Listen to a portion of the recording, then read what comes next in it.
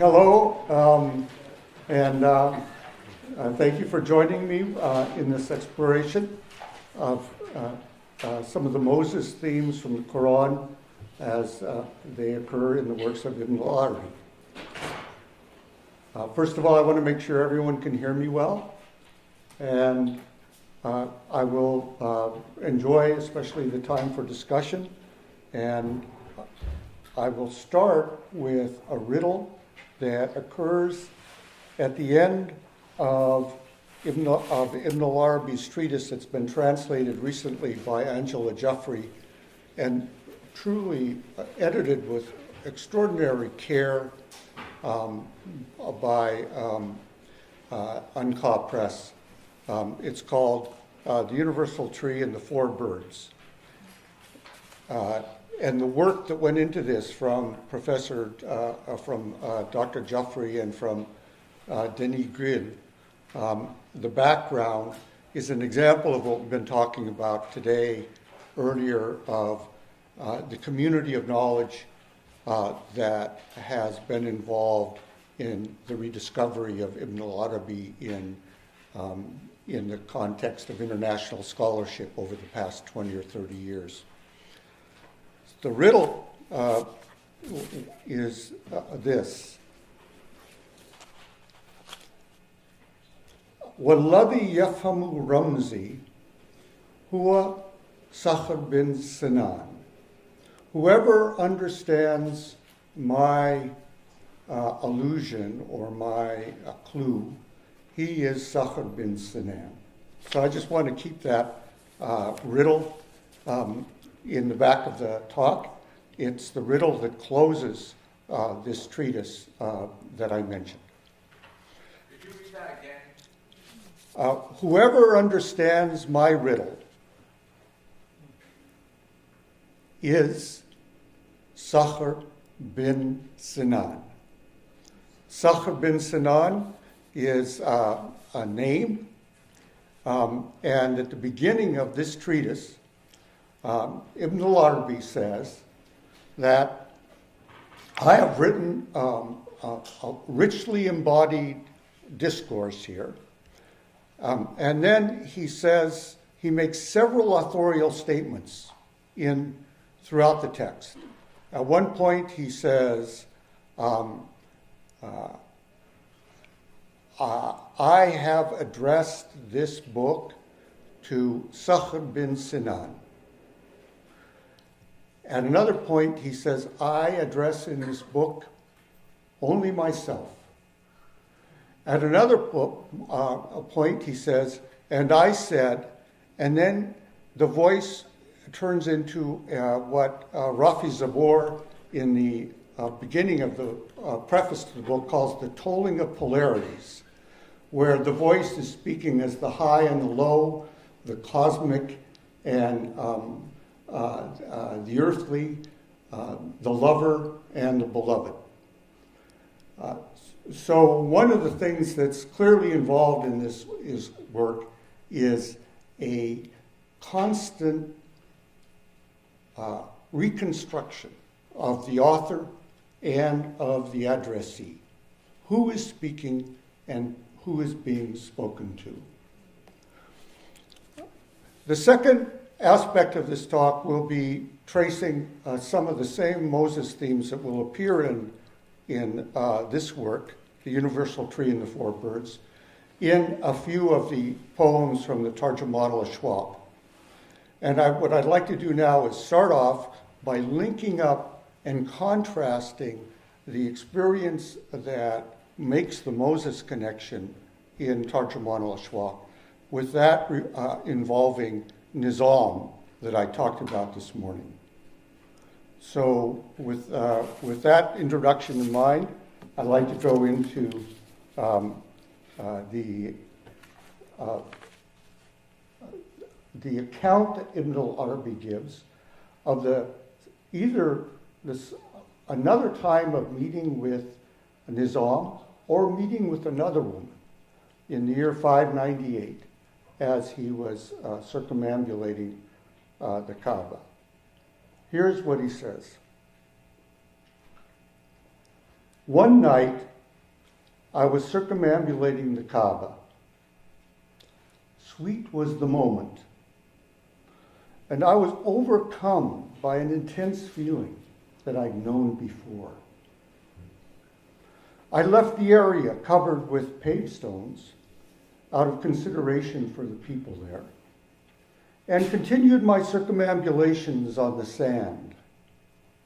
Some verses came to me, and I recited them to allow myself and whoever might be around to hear them. I felt a soft touch. Oh, I'm sorry. Then he gives us the 4 verses that he recites.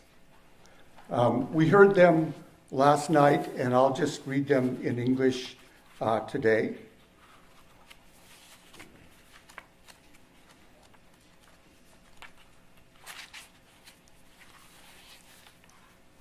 How I wish I knew, if they knew, whose heart they have taken, or my heart knew which high ridge track they follow. Do you picture them safe, or do you picture them perished? The lords of love in love are ensnared and bewildered. He says after he recited these poems, he felt a soft touch on his back between the shoulder blades, the touch of a hand as soft as silk. And when I turned around, he says, there before me was a maiden from the daughters of the room, min banat al-Rum. I'd never encountered such a radiant countenance, such exquisite speech, such refinement of etiquette, such subtleties of meaning, such suppleness of allusion, such wit in repartee. She exceeded her entire generation in intellect, adab, and beauty. She said, Master, what was that you said? And I recited the first, and then he recites the first verse. I wish I knew if they knew whose heart they have taken. And she says, what a strange thing for one like you to have said, you being a Gnostic of your age. Is not everything that is possessed known?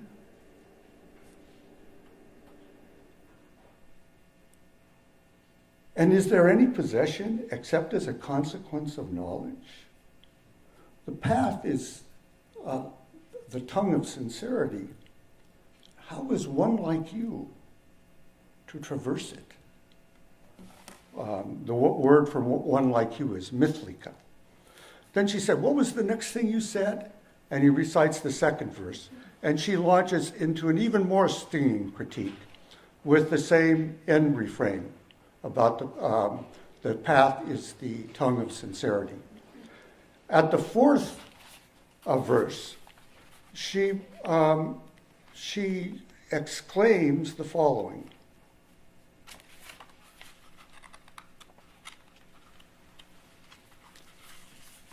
Amazing! How could it be that the one pierced through the heart by love had any remainder of self to be bewildered? This was the verse about the lords of love being ensnared in love and bewildered. Love's character is to be all-consuming. It numbs the senses, drives away intellect, astonishes thoughts, and sends off the one in love with the others who are gone. Where is bewilderment, and who is left to be bewildered?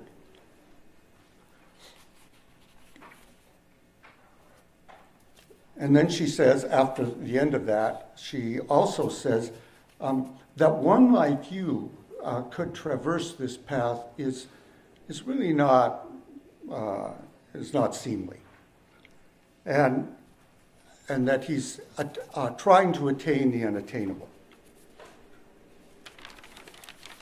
He says, "Oh, my niece," a polite response to a young woman he doesn't know. "What is your name?" "Qurrat al-Ain," she said. I said, "Li," that is in Arabic, li, I said to me. Now, this is a complicated pun. The name Qurrat al-Ain is a name, but it's grounded in the story of Moses. And from the point of view of what's happening here, here is a well-known scholar, Arif of his zaman, Gnostic of his age. He's circumambulating the Kaaba. He withdraws away from the center so that because he's going to recite these poems that came to him. A young woman appears, her hand soft on his back. He turns around, they engage in this intense conversation. And she's telling him that there's something really inappropriate about what he's saying. And he asks her what her name is, and she says, Qurrat al-Ain, he says, which is the softening of the eye, the misting of the eye, the comfort of the eye. It's a term for beauty and radiance. And he says, to me.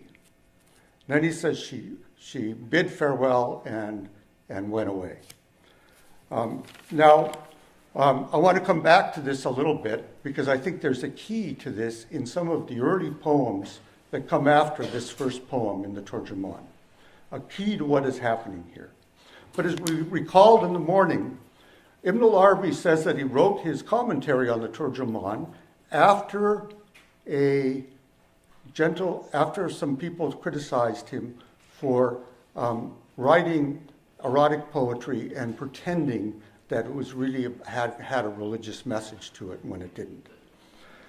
So the critics were saying that what he was doing was inappropriate.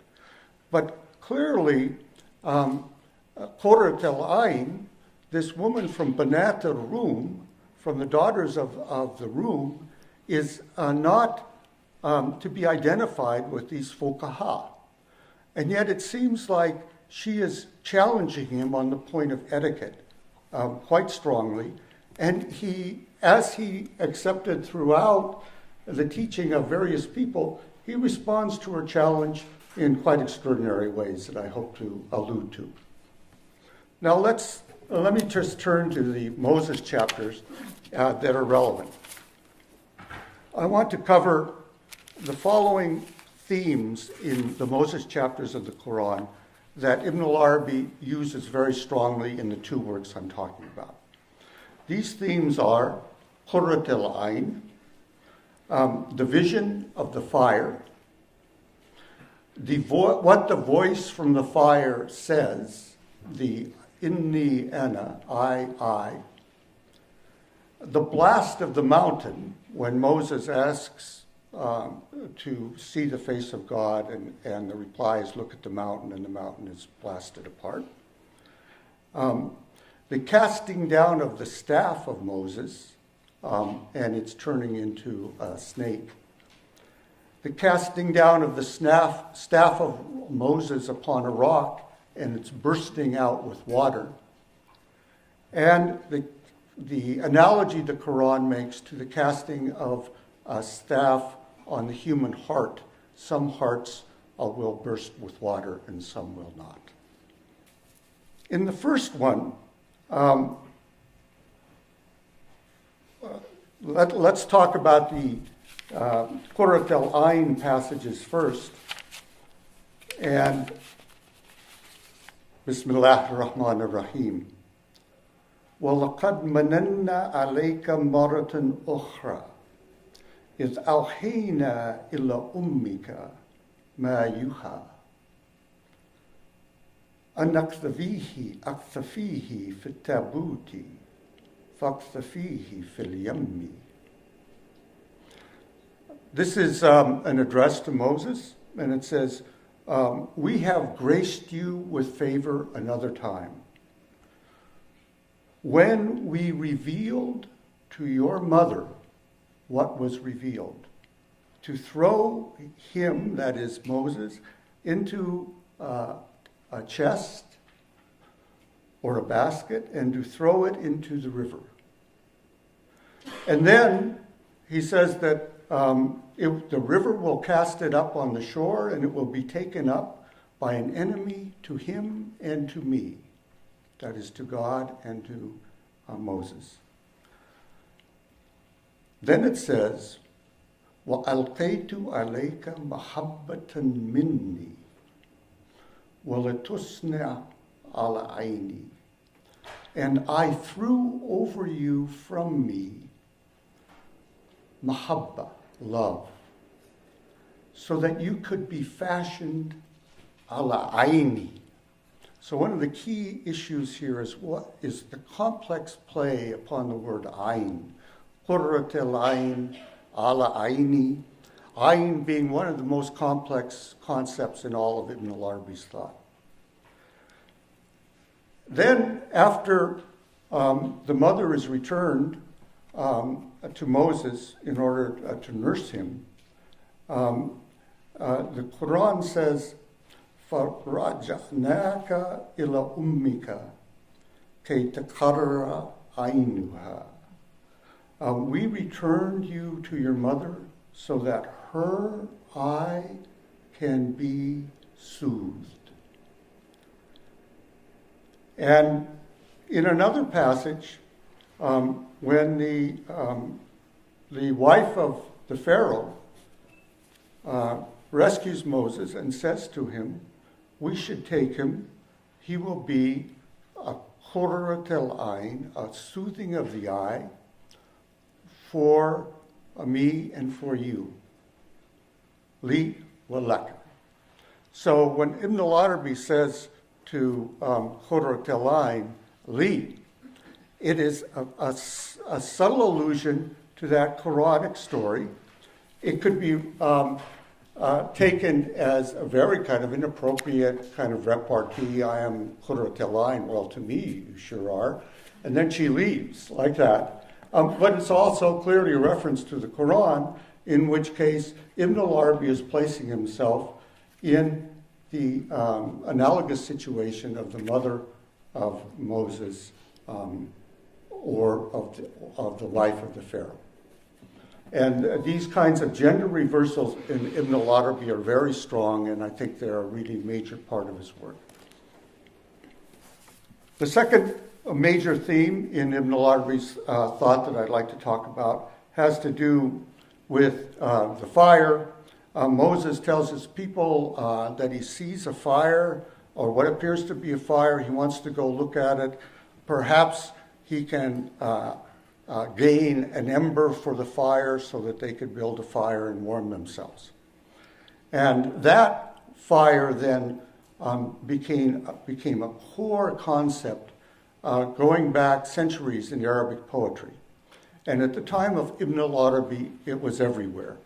And I think it was largely associated and got bound up with Majnun Layla's fire.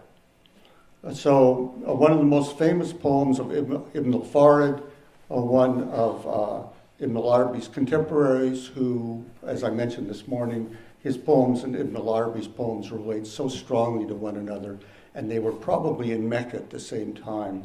It leads to extraordinary questions about whether they knew of one another's poetry in their lives. Helnaru Layla Badat Laylan Badi Salami Ambarikun Laha Fizalra'i Fal Alami. Has the fire of Layla appeared in these Salam? Or has a lightning appeared in Zawra and in El Alam? And this notion of a fire appearing or a lightning appearing, and the key concept of laha, this word that we have in English that says appear. Did a fire appear? But I find in early Arabic it has such a stronger connotation than the contemporary word in English appear. It has the connotation of an apparition. That is something that takes over, that comes into view, that you're not sure if you really see it, then you're not sure if it can be real, but it is actually in many ways more than real. And this is the concept that I think Ibn al-Arabi uses very frequently in his love poetry.